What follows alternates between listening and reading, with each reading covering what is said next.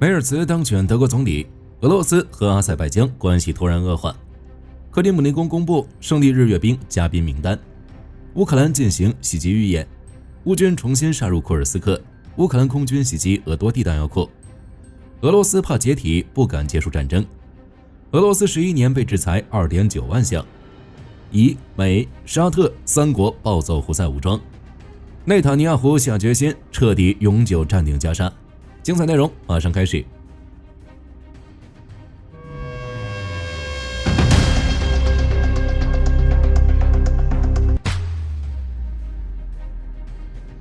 随着梅尔茨政府内阁成员确定，德国保守党和社会民主党签署了对德国负责的联合执政协议。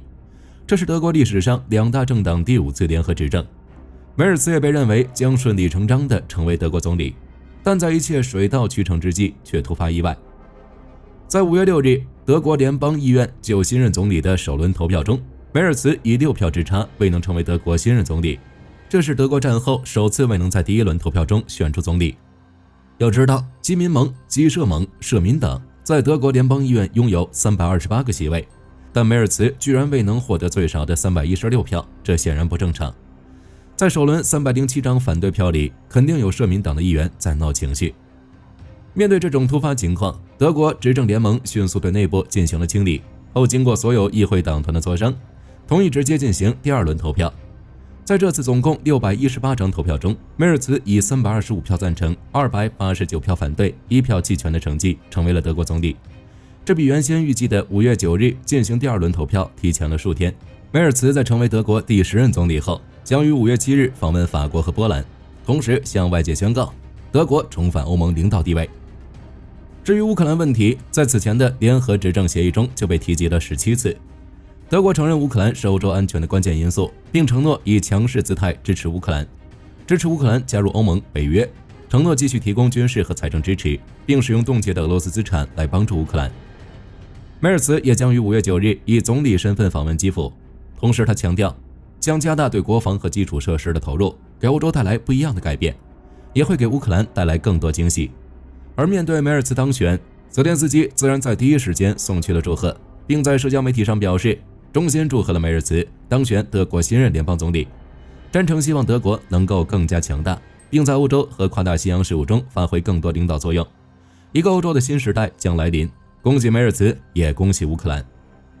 一方欢喜一方忧，在梅尔茨出任德国总理，德乌关系进入新篇章之际，俄罗斯和阿塞拜疆的关系却突然恶化，是发生了什么事吗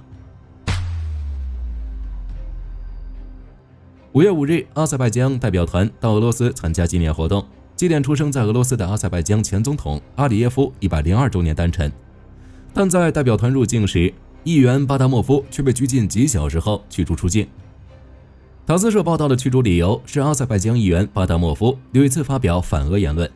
至于是什么内容，俄方没有给出一个明确的说法。不过塔斯社表示，驱逐行为只针对巴达莫夫个人，不影响俄罗斯与阿塞拜疆两国的关系。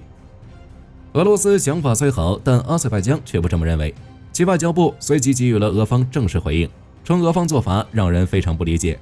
因为代表团名单是经过双方提前沟通确认的，结果一入境，议员巴达莫夫就被阻拦并驱逐出境。阿塞拜疆不明白究竟因为什么。如果说巴萨诺夫有反俄言论，请俄方指出哪一句话对俄罗斯造成了伤害。此外，阿塞拜疆外交部还表示，我们不希望因为这件事导致两国关系破裂，但我们也要告诉俄罗斯，阿塞拜疆也是有尊严的，希望克里姆林宫能为两国关系给予一个解释。但俄罗斯官方并未对此事发表任何官方声明，只是通过塔斯社以新闻方式进行了报道。这种敷衍方式让阿塞拜疆极其不满，决定通过外交部将其升级为了外交事件。这里有个问题，巴达莫夫究竟说了什么，居然让俄罗斯反应这么大？2024年12月，俄罗斯导弹将阿塞拜疆客机打了下来，阿塞拜疆随即关闭了俄罗斯在阿塞拜疆的俄罗斯之家。俄罗斯之家是俄罗斯开设在阿塞拜疆的一个文化外交机构，主要宣传俄罗斯文化，推广俄罗斯价值观等。阿塞拜疆给出的理由是，该机构注册程序不合法，违反了阿塞拜疆法律。当时，该事件遭到了俄罗斯国家杜马议员瓦卢耶夫的不满，他在社交媒体发表评论说，在俄罗斯南部居住着很多阿塞拜疆人，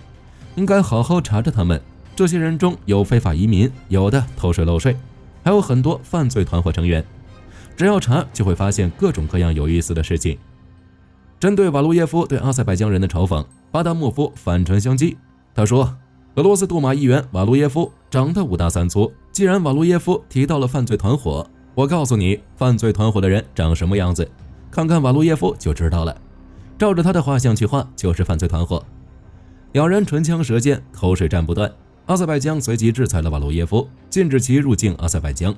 或许是因为此事引发了开头的一幕，也就是俄方说的巴达莫夫屡次发表反俄言论。这件事表面看起来没什么，大家对等制裁驱逐。问题是5月9日俄罗斯胜利日将至，本来就没几个国家来捧场，若是阿塞拜疆再不来，就更显得寂寥了。要知道2014年克里米亚事件之前，俄罗斯举办二战胜利日纪念活动时，各国争相参加，高峰时有164个国家捧场，那这次活动还剩下几个呢？据基辅独立报报道，克里姆林宫公布了一份计划参加5月9日胜利日阅兵的国家和外国领导人的嘉宾名单。据悉，预计将有来自13个国家的部队在阅兵当天穿过莫斯科，其分别来自阿塞拜疆、白俄罗斯、中国、埃及、老挝、哈萨克斯坦、吉尔吉斯斯坦、蒙古、缅甸、塔吉克斯坦、土库曼斯坦、乌兹别克斯坦和越南的军队。另有至少29位世界领导人和来自朝鲜和俄罗斯控制的阿布哈兹和南奥塞梯的代表，以及来自31个国家的国防部长出席参加此次活动。值得注意的是，在这份名单公布前，印度总理莫迪已明确表示不来了，可见俄罗斯正逐渐失去盟友。当然，还有一部分原因是俄罗斯胜利日阅兵能否顺利进行，还需要打上一个问号。据基辅独立报报道，在泽连斯基拒绝3天停火以及连续3天袭击克里米亚后，乌克兰将打击目标转向了莫斯科地区。目前已连续2个晚上袭击莫斯科及周边地区，且5月9日凌晨的袭击力度超乎想象。据悉，俄本土至少13个州飞来了大量乌军无人机。俄国防部称，共击落了105架乌军无人机，其中在莫斯科地区击落19架无人机，但袭击仍导致俄罗斯13个机场被迫暂停了运营，其中包括了莫斯科的4大机场。同时，莫斯科图列涅夫将军街一栋建筑遇袭爆炸，造成10人受伤。乌克兰对莫斯科发动如此程度的空袭，显然是不给俄罗斯面子，同时也反映出俄罗斯为5月9日阅兵调来了280套防空系统，防护效果似乎不佳。目前，乌克兰拥有的无人机、无人机导弹、海王星导弹等武器都具备袭击莫斯科红场的能力。至于5月9日会发生什么，让我们拭目以待。据俄罗斯频道报道，5月5日，包括乌军第225突击团在内，一支配备了15辆装甲车和250人的乌军小队，在扫雷车的开路下，快速突破俄军雷区和龙牙防线，攻入了库尔斯克，接着向乔特基诺镇发起猛攻。同赶来支援的俄军北方集团在当地的火车站附近爆发了激烈交火，战斗声响彻俄乌边境。此外，乌克兰空军还出动米格29战机，炸毁了兹瓦诺耶地区的一座桥梁，阻止了俄军反扑的意图。看样子，乌军是准备在库尔斯克重新建立长期据点。到了5月6日，据战争研究所报道，乌军继续在乔特基诺核心街村附近的国际边境发动有限攻击。虽然俄方消息称，俄军第83空降旅击退了乌军袭击，并正在乔特基诺火车站附近进行收复行动，但据奥斯特频道的消息，库尔斯克当地已开始对格鲁什科沃地区进行紧急疏散，因为乌军正对俄军阵地、后勤线、集结地进行大规模无人机、空中和大炮袭击，甚至都用上了 GDAM 炸弹。在这2日战斗中，乌军第413营摧毁了该地区俄军2套 BOK-M3 和1套 BOK-2 防空系统。乌军第6游骑兵团等部则在戈尔纳尔与古耶沃地区继续与俄军激战。虽然目前还不清楚乌军此次行动的目标，但他们2次攻入库尔斯克以及在比尔格罗德的进攻表现，说明乌军有能力随时攻入俄罗斯本土，迫使俄军增加边境3个州的防御力量，从而减轻自身的防守压力。或许正如乌总司令希尔斯基所言，只有采取非常规手段，才能击败数量超过自己的敌人。乌东的乌军则在前线多个地区使用经北约升级改造后的战机，定点清除俄军的指挥系统与后勤基地，给俄军造成了不小损失。红军村方向，乌空军苏27战机投掷 GDAM 制导炸弹，摧毁了辛格罗迪夫卡俄军的一座营级指挥所和一个无人机操作小组聚集地。在辛帕夫利夫卡州界方向，俄军第41集团军至少投入1个旅5个团，共计1万余人，从新奥列克桑德里夫卡、科特迪亚罗夫卡、奥利弗霍沃3个方向同时推进。由于该州界两边是山地，没有公路，俄军只能向北推进，乌军则沿着北面索罗涅河布防，一方面利用地形优势大量杀伤俄军，另一方面通过布雷迟滞俄军进攻。战术地图显示，双方激战1天后，俄军未取得任何战场收益。此外，乌军国民警卫队第4斯巴达旅第3营通过这2天的激战，在达斯琴克方向从俄军手里夺回了3个阵地。扎波罗热方向，诺尔报告报道，乌军米格29战机向俄军控制区投掷了数枚 GBU-39炸弹，精确打击并摧毁了俄军一个大型弹药库。与此同时，乌军苏27也在前线袭击了俄军的军火库，打掉了俄军一个火炮阵地，并点燃了军火库内的弹药，造成数起2次爆炸。此外，在黑海水域的金伯恩沙嘴，乌军第122旅还击毁了俄军的一座碉堡。而在此之前，乌克兰海军也在此地打掉了一艘俄军的后勤支援艇，破坏了对方的补给系统。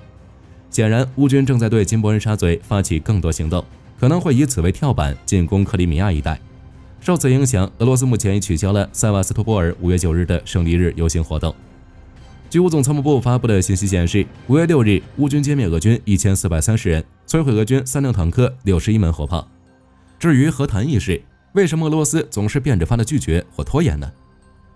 德国媒体援引北约高层消息报道称，尽管美国和北约不断督促俄罗斯结束对乌克兰的侵略，并寻求和平解决战争方案，但俄罗斯始终未表现出妥协意愿。对此，报道分析认为，普京政权实际上难以停止战争，因为一旦停止战争，可能会引发俄罗斯国内政治、经济和社会结构的崩溃。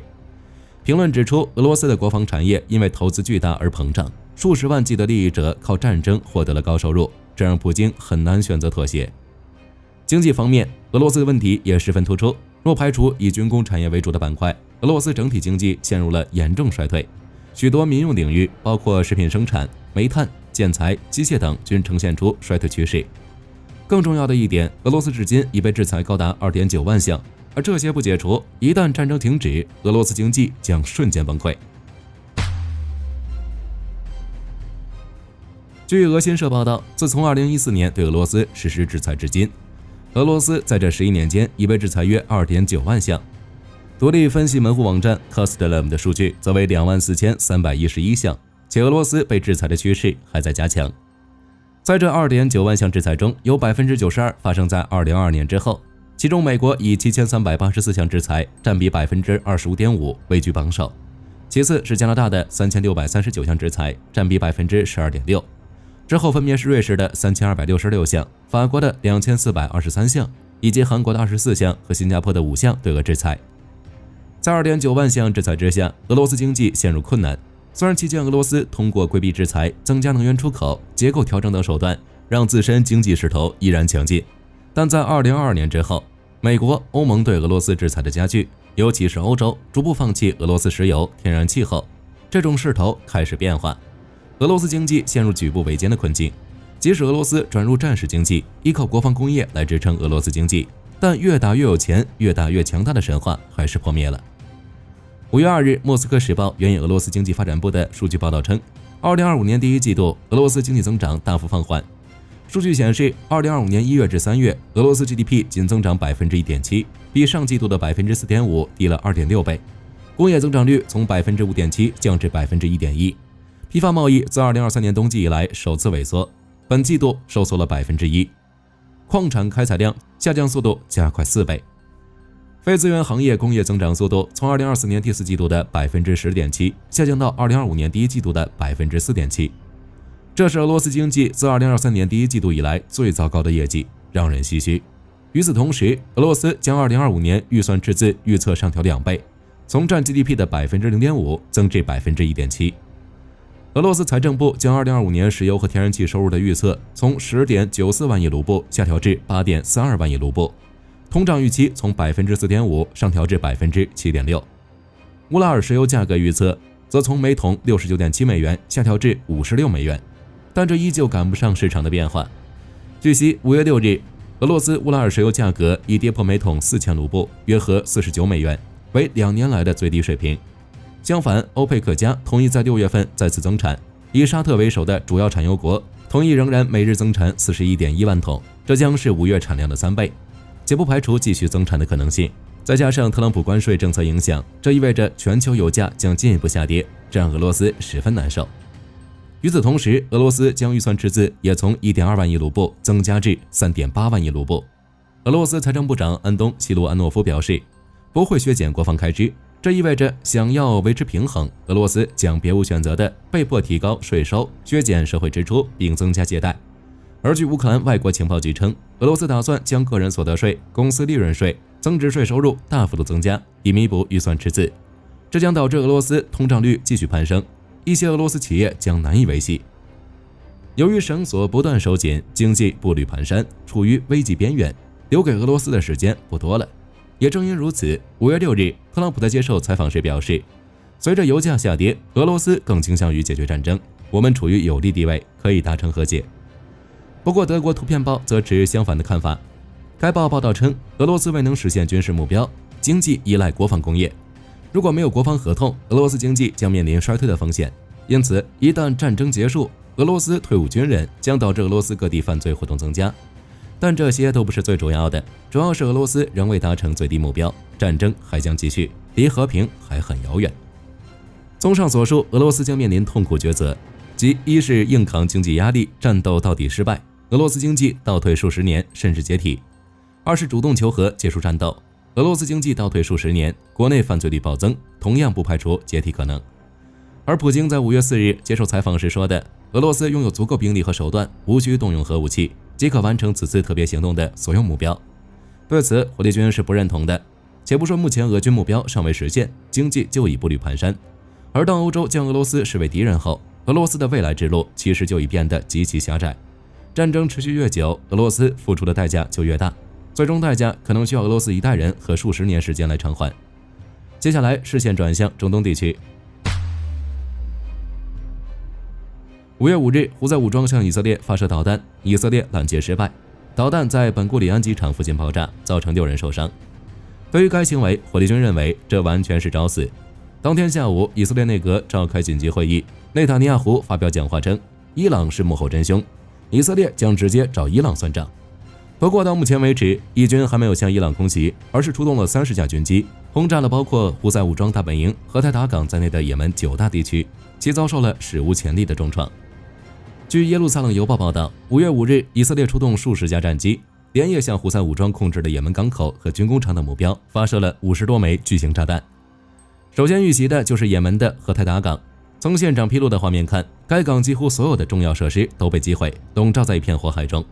接着，和泰达港东部的巴杰尔水泥厂也被击中，发生了连续爆炸。该厂不仅是胡塞武装重要的经济资源，也被用于建造了军事隧道。此外，荷台达的国际机场也在空袭后燃起大火，整个红海都能看到不断升起的蘑菇云。总而言之，胡塞武装控制下的也门9处都在袭击中起火爆炸。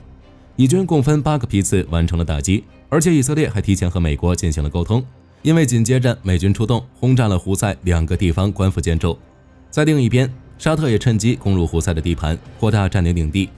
报道称，以色列、美国、沙特的3国军队差不多同时展开了行动。这背后若是没有特朗普沟通，火力军是不信的。而除对也门胡塞武装的空袭外，以色列总理内塔尼亚胡更是指着地图暗示要对加沙和红海发起总攻。即以色列内阁一致通过了以色列国防军总参谋长提出的作战计划，目标是彻底击败哈马斯并带回人质。计划内容包括将加沙平民南迁以保障其安全，切断哈马斯分发人道物资的能力，